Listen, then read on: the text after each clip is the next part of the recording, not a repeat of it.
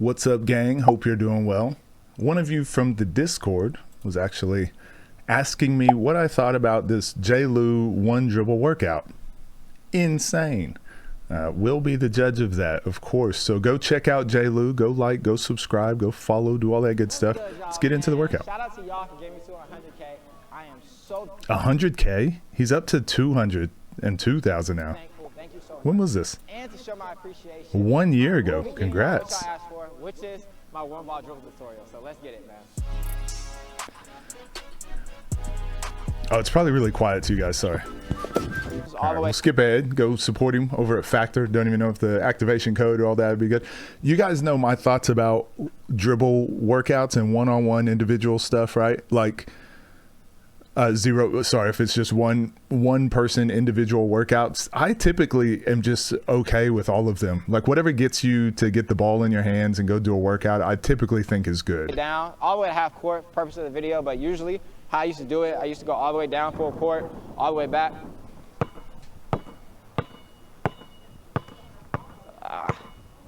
For some reason, bro, I'm right-handed, but my left hand is so much stronger, probably because I fractured my forearm. But I do these drills, and then on the way back, you go left hand. But I do these drills way better with my left than I do my right. And that's kind of how you want to have it, due to like manipulation of the defense. Because a lot of people ask me, am I left-handed? Which I'm not. But if y'all keep forcing me to my right hand, you feel me? That's raps. I mean, y'all can force me either way, but you know, it's raps for sure if you force me to the right. So now we're gonna do some rhythm dribbling to like kind of get our flow going. So how I usually do it is one, boom, boom, boom, boom, boom, boom. Ooh, shit, I messed up, sorry. So it's cross between, cross, cross, cross between, cross, cross, cross between, cross, cross. So again, you guys know how I feel about this one. My brain doesn't respond well to it, and I just think it makes you focus on different things. But again, it's like rhythm dribbling, I'm fine. Whatever you do, especially for a warm-up, especially for like a dribbling warm-up, like it's going to be different strokes for different folks, right? Like whatever works for you, it works. It's kind of just to get the rhythm going. Yeah, get the ball in your hands, get your feet moving, get your body warmed up. All right. It's to go faster and faster. The way I would do it, and the way I typically did it, same thing he's doing, but instead of like boom, boom, boom, boom, boom, boom, boom, boom, because you're practicing a rhythm, a thing that you're not necessarily going to use in a game. For me, it was just like, if I've got the ball in my right hand, I just do between the legs cross, go a couple more steps, between the legs cross, boom, boom, a couple more steps, between the legs cross. I just rep out the same one maybe 10 times, and I go the other way. Okay, now left hand, between the legs cross, between the legs cross, between the legs cross. Then the next one might be double behind the back, double behind the back. I just use like a combo move that you will use at some point in a game. I think that gets you warmed up and it gets your brain firing, while also working on the skill that is directly applicable to a move. I think with rhythm dribbles and the reason I don't like it is because oftentimes you're going to be getting better at the drill, but not necessarily better at like a movement or these specific moves. You'll just get better at the drill. That drill can be good for conditioning. It can be good for other things, but it's not typically like, if this is a dribbling workout, you want to get better at dribbling, well, just do the move that you want to get better at. Might as well do that in your warm-ups too, you know? Get your release. And this is where you work on it. So now it's the same thing. So it's this way. Cross, swing, cross, swing, cross, swing, cross, swing.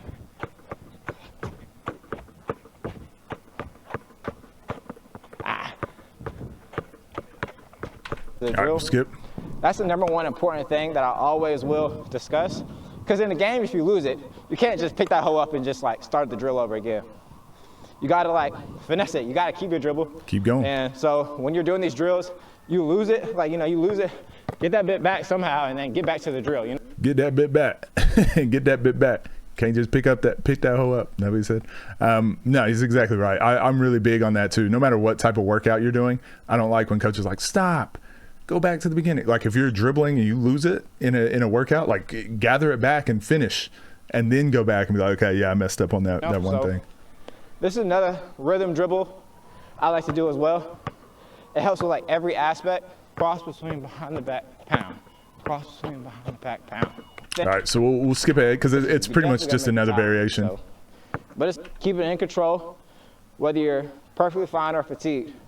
So next, on the way down, is another rhythm dribble like they do, and this is the last one. So it's a in and out, cross between the legs behind the back.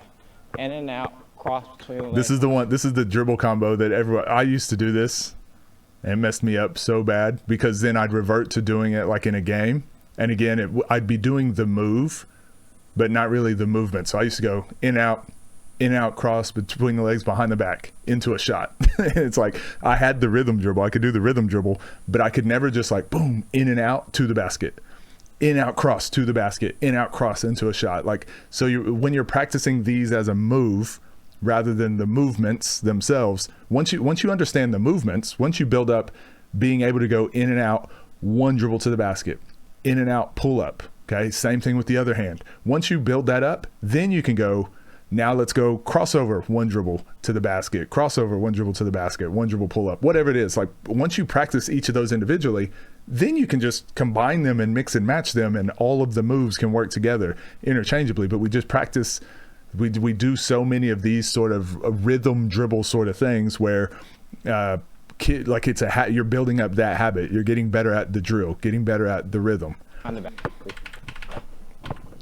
So again, will this make you a worse player? No, it won't. And if it gets the ball in your hands and gets you out there to go work out and motivated every day, keep doing it. And this is based. But once you do this, if you do this for an entire week, and then the next week you're like, okay, I'm not getting any better. Now it's time to juice up your workouts a little bit more. I work on combos, and then combos to those combos.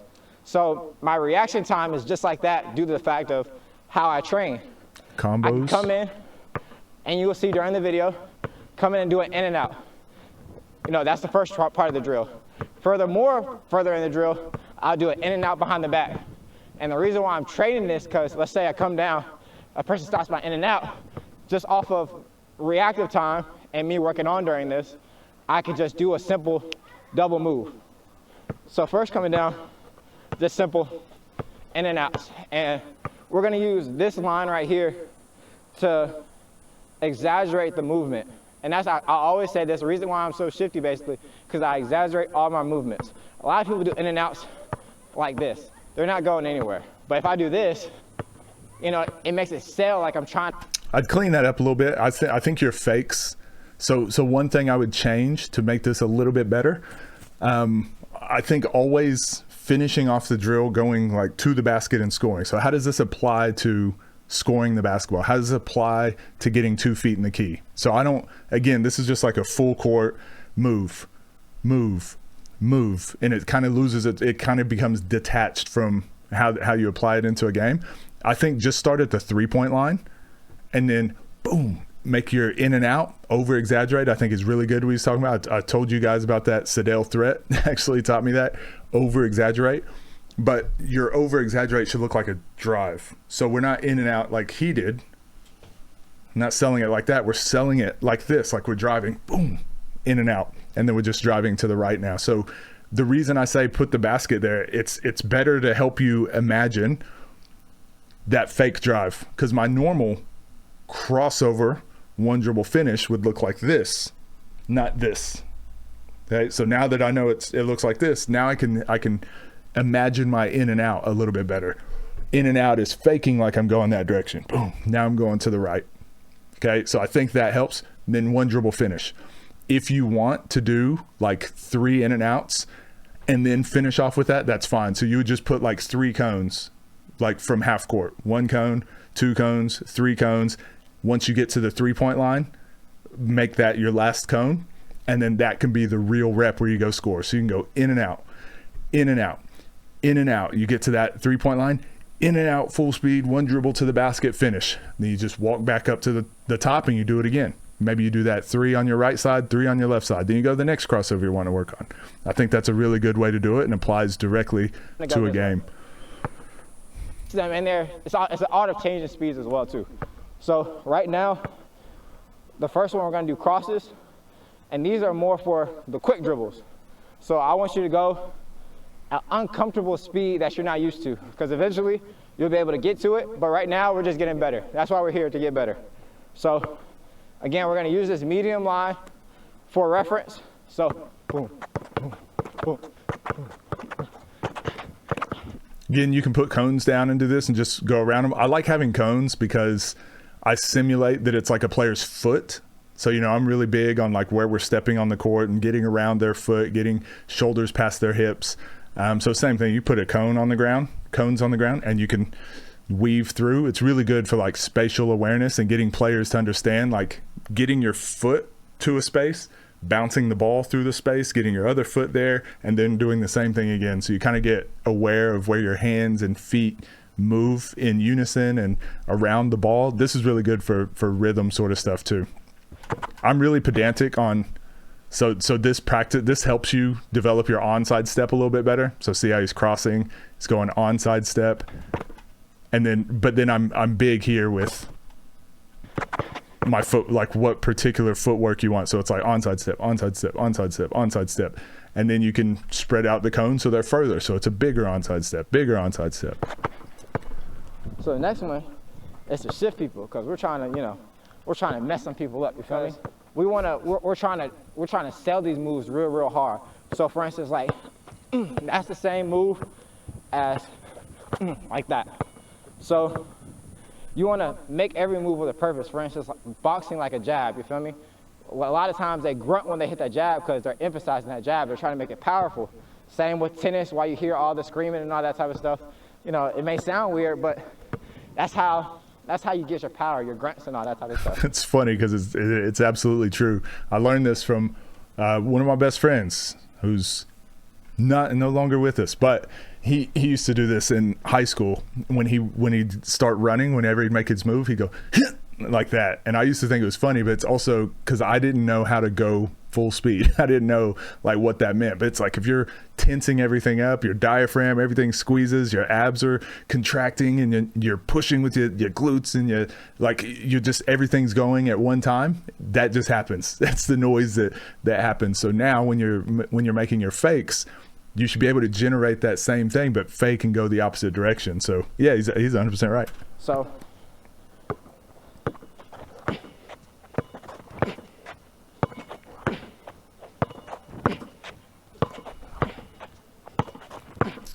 and again, this is good like to get the coordination down, but I still prefer being at the top of the key and make that move and get to the basket, because you always want to be thinking like, how does this move get me into my drive to get to the basket? And the reason I'm big on, I think for Jay Lou this is fine because he knows what he's repping out, right? He can already imagine it. I think for young players though, I want them always to have the reference of why this works and the speed you need to be going, because one thing we talk about is the gather afterwards.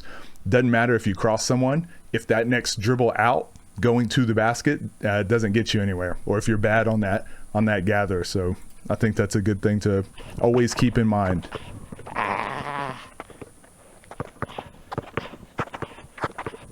So now that he's doing this one, this is why I think cones should be there. This is actually different footwork than he was doing with his crossover. Remember, his crossover was onside step, and then he was getting this foot over to the line completely. Now he's like he's shortcutting it. So if there's a cone there, you just step on the cone. So that means if that's someone's foot there, you're stepping on their foot. So I do think cones are good. And see, now he doesn't get his left foot past the middle. So again, this is one of those where it's like you're getting better for the drill, but you're not getting better of like what the reason you would be doing this in a game is to step around someone's foot to get past also, their this is going to help downhill hips. dribblings, which y'all get another video for that as well. We're on the aspect of doing a shifty between the legs. A lot of y'all might not know what that is. It's basically just exaggerating. It's like kind of like a push cross, but a push between the legs instead. So it's to throw it this way, boom, change direction, boom, boom. I'll give it to y'all full speed.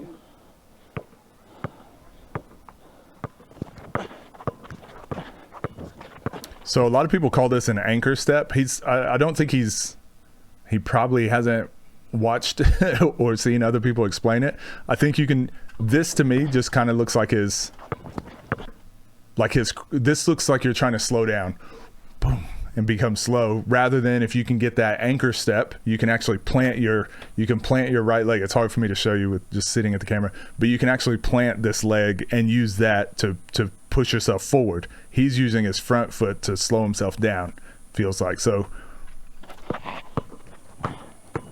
does that make sense? Like he's more this is a move to like get someone off you and slow down, but the same footwork and just a little bit of a tweak can actually make the move where you're loading up, and then that between the legs you explode by with an onside step. So again, not wrong. I'm telling y'all, bro, this is gonna be a long ass. But the workouts, a lot of these drills are like, if you do all of these, it will make you better for sure. But this is a lot of time to spend on ball handling. This is a 30-minute video. This is a long time to spend with moves that all connect differently.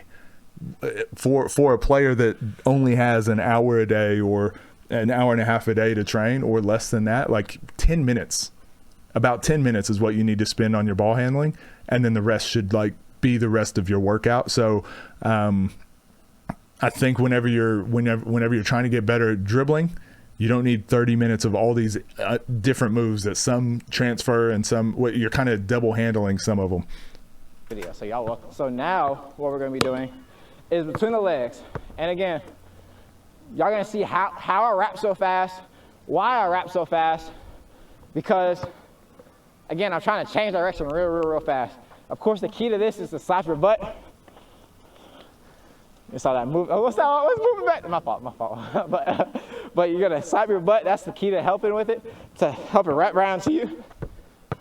So that's gonna be the first one. Second one, on the way back, will be your shifty behind the back. So again, his footwork is slightly different for all of these, but if you teach the footwork the right way, if you practice it the right way, all of these crossovers will be the same footwork. It's just where you throw the ball is going to be different. So again, that's what I mean. He's a great ball handler. Like he's practiced all these different types of moves individually, but we've also seen his games now when it comes to game time. When he plays a really good defender, it doesn't work.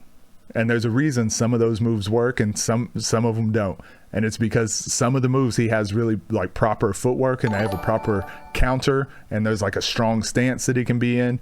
And then some of these moves are like he's actually building like a weaker base. So I don't want to go through this whole thing because I think it's all pretty much, I don't want it to be like too negative, because I like this workout, and I think if you as a young player go do this once a week, it's gonna make you better at ball handling. But once you've done this a couple times, if you can start being more efficient with, okay, what ball handling move do I really need to work on? What's the one that I'm seeing myself needing the most in a game? I'm just gonna hyper fixate on one of those for this summer. Like an entire summer is like, I'm just gonna work on this move and this counter. If you do that and then you work on your shooting and you get in the weight room and lift weights, it's going to be far better for you than adding 40 minutes worth of ball handling moves to your workout. So this is not bad, and this is for player. The reason people like Jay Lou is because his game is aesthetically pleasing and it's fun to watch him dribble. It's not as effective as having an efficient dribble or having just really good footwork and playing the angles really well, but some people want that. So if this is what you want, like this is probably a really good workout to get that, the shiftiness that people talk about. But if you want to be a more efficient basketball player, if you want to be a more efficient scorer, this is probably a lot of wasted time. Not useless. It's not useless. It's just for what, depending on what your goals are, it might be quite a big time sink to not really see much on the stat sheet. So let me know what you guys think. Again, you can go watch the full thing. Go like and subscribe and support Jay Lou. Like him as a player. I think this is fine, especially for someone. It sounds like he hasn't done a lot of coaching, right? So this is good practice for him, and he's going to learn and refine this workout as he goes. And he's probably got a lot of good feedback on it. I think it was pretty good. So we need more coaches. We need more people showing us what they do for their workouts, so the young kids can learn and have some people to look up to and get in that gym, get the ball in their hands. That's the most important thing. So thank you guys. I appreciate you. Keep sending through the recommendations. I'll see you in the next one.